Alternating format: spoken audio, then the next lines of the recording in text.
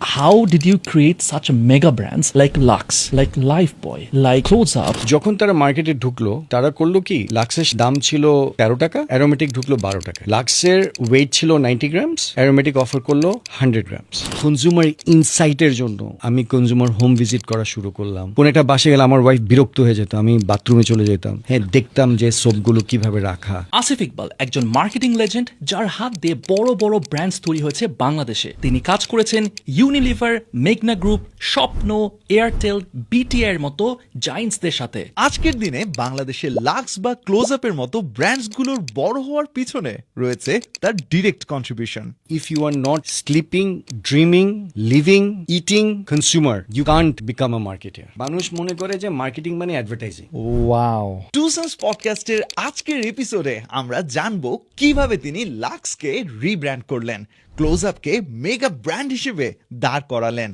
এবং আরো মজার মজার মার্কেটিং এর গল্প। মার্কেটিং এর সবচেয়ে বড় জিনিস হচ্ছে consumer understanding and generating insight out of consumer. যতগুলো ব্র্যান্ড তাদের মার্কেট শেয়ার হারাইছে বাই 50% অর মোর, সেই ব্র্যান্ডগুলো কিন্তু রিভাইভ করতে পারে না। You can research. আপনি যেই ইন ডেপথ লেভেলে করছেন এই জিনিসটা, দ্যাটস জাস্ট ক্রেজি। আপনারা যদি এরকম বিজনেস এবং মার্কেটিং এর এপিসোডস মিস আউট না করতে চান, তাহলে এখনই সাবস্ক্রাইব করে ফেলুন।